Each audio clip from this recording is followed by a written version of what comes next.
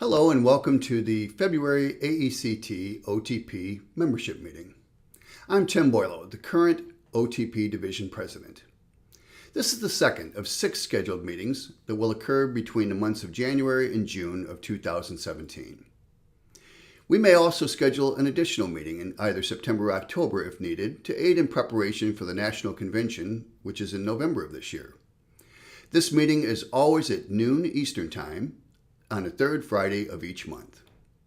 The meetings will be conducted via Zoom video using the same meeting ID that you used to join the meeting today, and the meetings are recorded and shared on the Facebook group page for AECT-OTP for any members who are unable to attend. I do want to remind everyone that the meetings are open to all members of the division. However, division board members are expected to attend. So thank you very much for attending our meeting, and we'll go ahead and get started with the agenda. Okay, so I have the agenda displayed on the screen right now just to give you an idea of what we'll be talking about. In terms of divisional board updates, I introduced the current and incoming board during our January meeting, and at this point you should be able to refer to the division page on the AECT.org website for a list of the current OTP division board, and this would be for the 2016 through 17 term. I also want to note that I was remiss in our last meeting. I did not have the name of our GSA representative, and that is Jessica Briskin. So we appreciate her participation. Yes, I'm here. With that, I'm going to turn things over to Sharon to provide the division an update from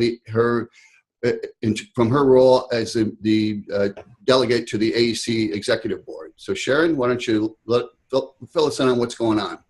Great, thanks, Tim. Can I hear me clearly? Yes.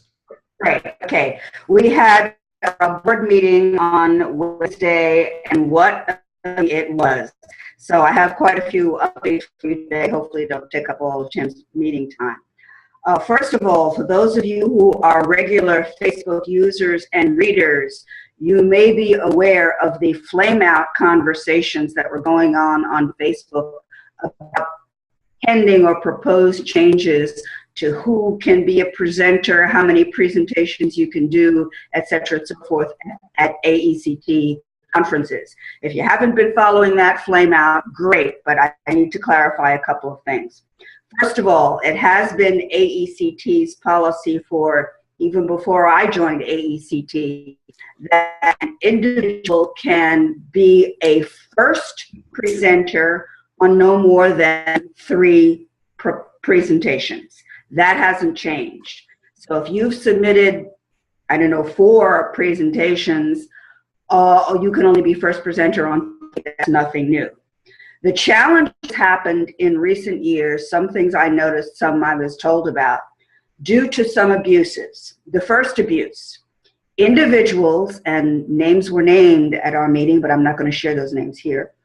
Individuals have been showing up to present at sessions and have not registered for the conference.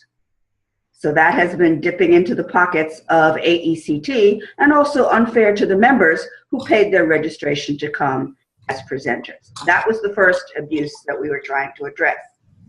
The second abuse has to do with faculty members listed on the presentations of all of their students, but not being there for the presentation itself. Now, some of this is not intentional. One faculty member may have a whole bunch of graduate students with presentations spread throughout the program, and they can't get to everything. But it has to do with the expectation set of members. And this comes from a complaint from our member survey and also from GSA that people are coming into a presentation expecting to hear from faculty member X, and that person was not there. The third thing has to do with faculty members whose institution evaluates them on contributions to presentations. So in other words, they help students to put together the presentation, did some of the writing, but it's the students who are presenting, not them. And they get mentoring points for it. For those of you who are members of AERA, you may see, I don't know if you get the printed conference book, I don't anymore, but I've seen it. In the printed conference book at AERA, you have the names of the presenters, and under that you see contributing authors. And that's a function within all academic. Phil Harris is now trying to figure out whether or not that's a standard function in all academic that we could use. So once papers are accepted, if you're a contributing author but not going to present and not coming, and you're a faculty member, you can get your name there as contributing author. If it's a custom function, then we won't be able to do it for this year, but we will explore it for going forward. So the bottom line is, if you are going to present physically, you do have to pay your registration fee. And another option to enforce that, and again, AERA does this, you cannot get your hotel room unless you're registered. So if we can enforce through the registration system, make sure that people are going to register and to do their presentations, we'd be happy to do that.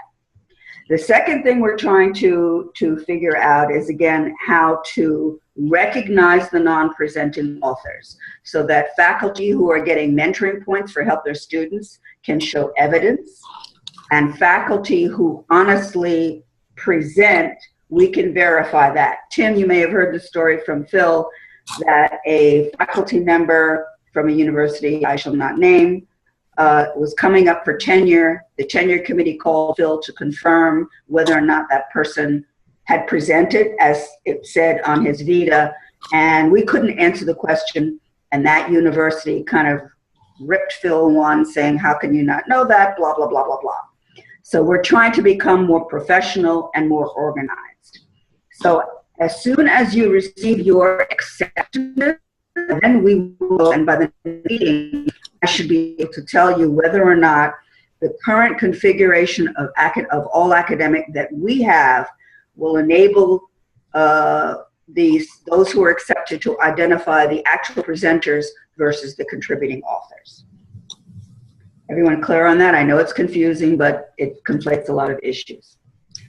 The second item that I want to share with you is that due to some going on at the National Science Foundation, NSF, the Early Career Symposium is no longer providing the funding for the Early Career Symposium.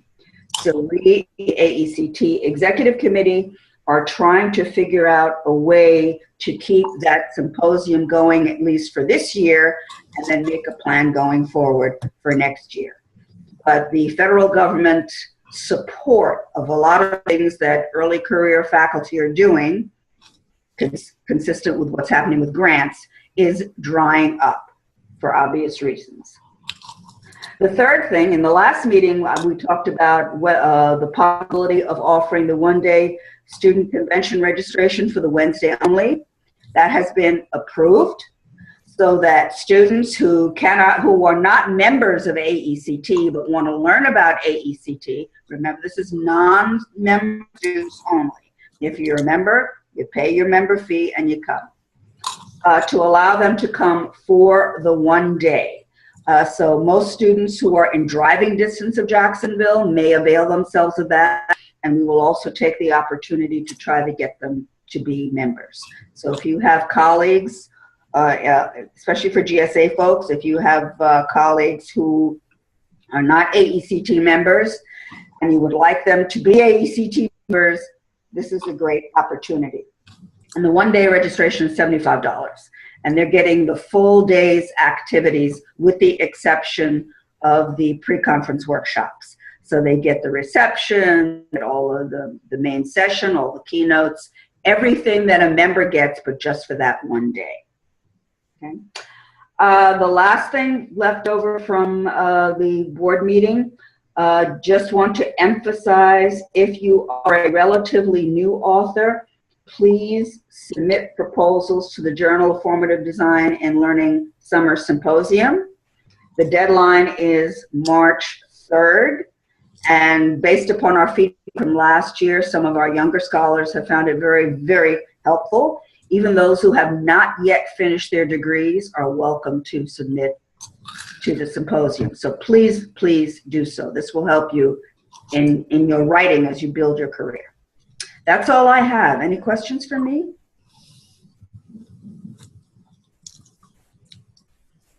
Okie dokie, back to you, Tim. Sharon? Right, just trying to unmute. Hi, it's Jenny. Hi, Jenny. Quick question.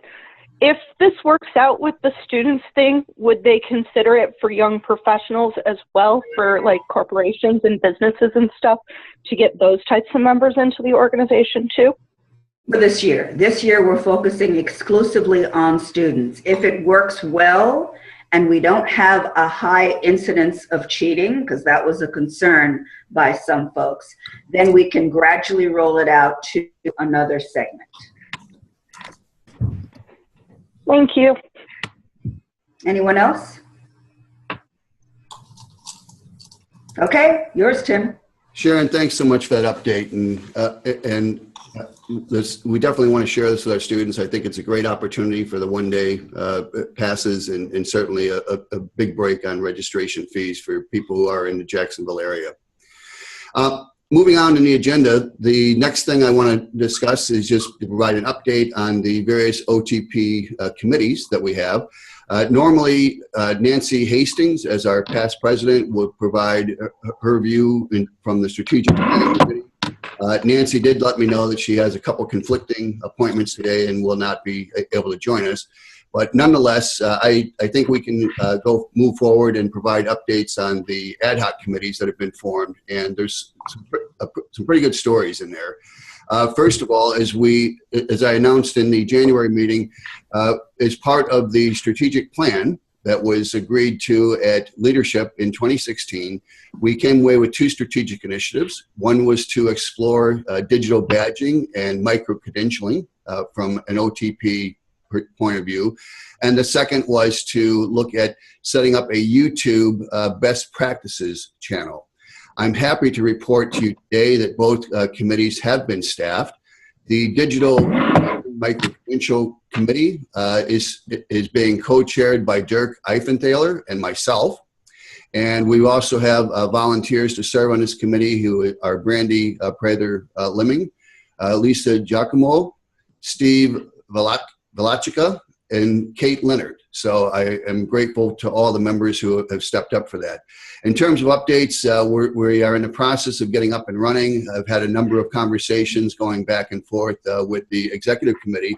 But basically, here's where we are. The committee is currently working on developing an agenda for the committee. Our first meeting is yet to be determined. I mentioned that we have been communicating with the organization and specifically working with AECT TED Division and with Rick West at BYU to identify synergies and subject matter experts within AECT to assist in guiding this process, as well as making sure that we're tapping into the thought leadership for this committee. Last point regarding digital badging and the micro-credentialing committee. Of course, we do have a committee that is formed. The committee is not closed. If you have interest in any of the work of this committee, please reach out to Dirk, myself, or any member of the committee. And if you would feel that you'd like to participate in the activities associated with this committee, we would certainly welcome you. The second strategic initiative that resulted in formation of an ad hoc committee is the YouTube OTP Best Practices Channel Committee. That's kind of a mouthful. Basically, we want to establish a YouTube channel to promote and share best practices in the form of short 5 to 7 minute videos.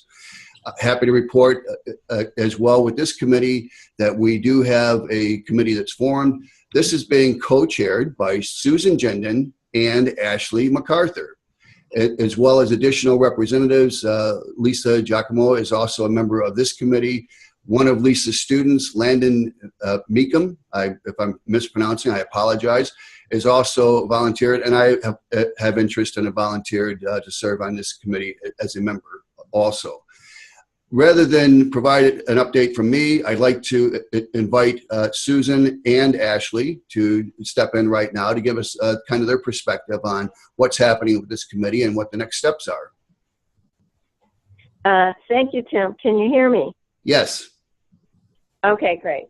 Well, I'm Susan, and I would like to say this sounds like an exciting initiative, so I'm pleased to be here. This committee, as Tim said, is co-chaired by myself and Ashley MacArthur. I believe that the members so far include Tim, Lisa, as you have said, Lisa, I'm not sure the pronunciation, Guacamo, but please feel free to correct that, Landon Meacham. And as Tim said, really, anyone else that is interested, please let one of us know because we would welcome you. My understanding is that Brent Slinkard, the marketing consultant to the AECT Executive Board for Guidance and Standards, is also going to provide assistance to us with regard to branding and other questions we might have that are relevant. We are scheduled to have our first committee meeting on March the 15th, 7 p.m. Eastern Standard Time as of now, and we will be communicating to those I've named and anyone else who reaches out to us with an agenda for that meeting. We hope to keep that agenda always slightly ahead of the meeting, and our task at this first meeting is really to talk a little bit about our goals and processes and a future schedule.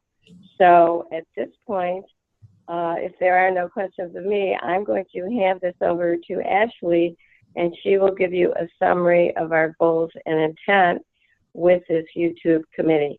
Ashley?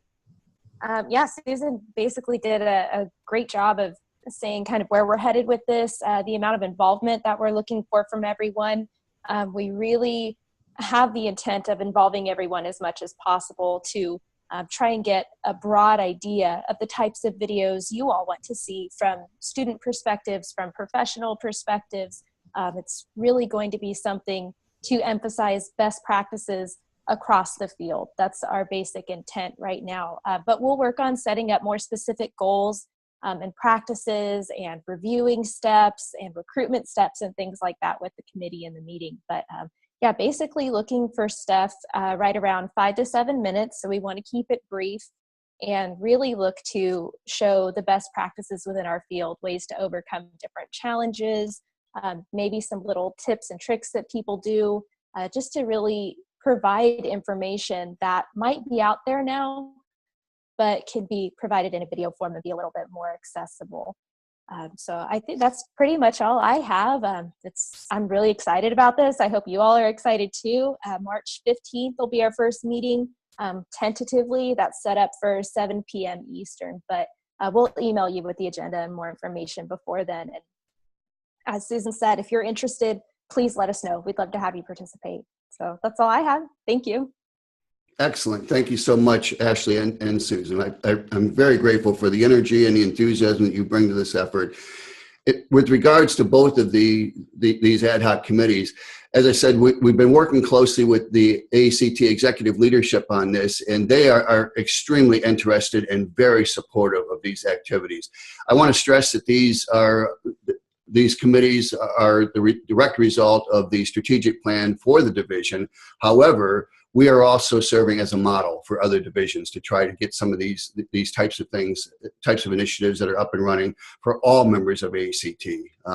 But our focus, first and foremost, is for the interest of members of this division. And I'm very grateful for everyone's participation who stepped forward. And we'll have great things to talk about, I think, in the coming months. There'll be further discussions at the leadership conference in July, and we'll be providing extensive updates and conversation on this at the National Convention in November. The last and final strategic committee that we have to provide a report on is the Scholarship Committee, which is being chaired by Jenny Bauman. Jenny, do you have an update for us, or is there anything new that you want to share? As far as the Scholarship Committee is concerned, we're not going to meet probably until April at the earliest, just because I want to get all the reviews and all the acceptances out first so that it can be included in the applications. If if people who are applying for the scholarship get accepted for conference, it's another item they can add onto their application. So we're going to wait until April probably to meet. We're going to work on revising the submission form, and probably will not send out the call for applications until mid-May, just from a timing perspective, because we want to time it so that we give our recipients, we tell them who's awarded once we know who's been awarded the AECT internships. That normally doesn't happen until leadership. So what we're going to do is we'll probably work on the application starting in April.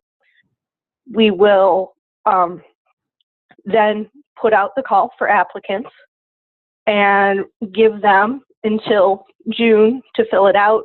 The committee will review the applications, and then we will determine who our top 3 or 5 are, and then we will name who the winners are once we know who has received the AECT internships, which will most likely be announced at the leadership conference if their timing works as it has in the past few years. So that's what's going on with the scholarship committee. Are there any questions? Am I next on the agenda for conference planning too? Yes, you are, Jenny. The next agenda item is to provide an update on where we're at with convention planning. So please continue. Okay. As far as the convention's concerned, we got 32 proposals. So thank you to everyone who submitted. I sent out everybody who volunteered to review. If you volunteered to review, you would have received, and I assigned you to review, you would have received an email on February 14th to get the reviews done by March 17th. If you have any questions about the review process, or if you're not able to complete your reviews, please let me know. I have a couple backup reviewers that I didn't assign anything to, so that I can reallocate if needed. However, we are looking for all reviews to be done by March 17th at this time. Questions, concerns, please contact me through my Gmail. I'm no longer at work until May from maternity leave. So the last email address I posted on Facebook is the best way to contact me. And I've also updated my AECT profile, so you should be able to get that email address off of the website.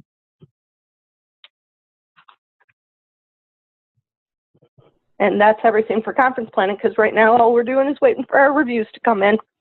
And Brittany's not on the phone, but shout out to her. She's already gotten hers done. Excellent. Excellent work. All right. Well, thank you so much, Jenny. The last item that I have on the agenda to talk about today is an update on webinars. As I shared in the January meeting, we try to schedule 3 to 4 webinars per year for the division, just as an outreach. Also, as a member of AECT, you should have gotten a invitation to the webinar that's coming up March 8th for AECT-wide. It's going to be by Rick West. So these are very important to our members. Specific to OTP division, I've heard from several of our members who've stepped up to share their expertise. And as a result, we now have 3 webinars on the schedule. So please mark your calendar. The first webinar will be March 22nd at 2 p.m. Eastern Time. This will be presented by Dirk Eifenthaler, and very timely for one of our strategic committees. Dirk will be talking about digital badges and micro-credentials for the workplace.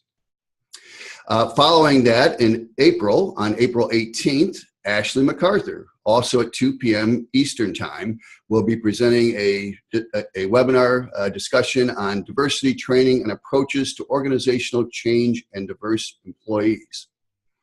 And then our third webinar will be in May. It'll be the week of the 22nd. We haven't nailed down the date and time as yet, but this will be presented by Lisa Giacomo. and her topic will be rapid e-learning to support workforce learning. So very special thanks and shout out to Dirk, to Ashley, as well as Lisa. We really appreciate the participation and sharing the expertise in the community by all of our members. And I just want to say that specific webinar login information will be forthcoming, both via the listserv as well as announcements made in the Facebook AECT-OTP group page. We're trying to work through that right now to finalize the platform that we'll be using, just to sync up with some of the things that are happening within AECT, and that information will be coming out, as I said, in the next couple of weeks or so. And excuse me, certainly in advance of the webinar, so you'll have plenty of time. But if you want to get those dates on your calendars now, again, those are March 22nd, April 18th, and TBD, but the week of May 22nd.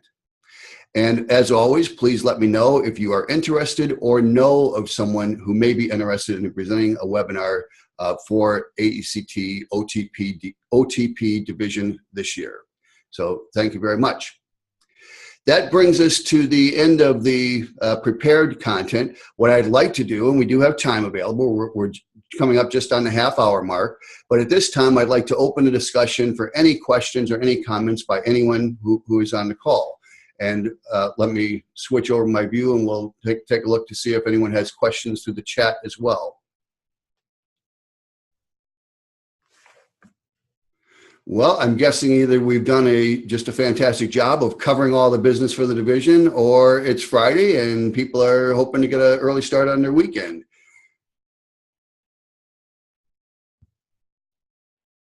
It is President's Weekend, Tim, so. There you go. So time to get out of Dodge.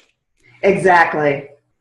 Well, thanks all. Let me go ahead and bring our meeting to a close then with a couple of reminders. Our next meeting is scheduled for 12 p.m. noon Eastern time, and that will be on March 17th. The meeting will use the same link used to connect to this meeting. If you have topics, thoughts, or ideas that you'd like to see included on the meeting agenda for March, please send me those thoughts via email. And if there's nothing else, have a wonderful Friday, an excellent President's Day weekend, and thank you all for your attendance today. Take care, and we'll talk to you soon. Thank you. Thank you. Bye. Thank you. Bye. Bye. Bye-bye.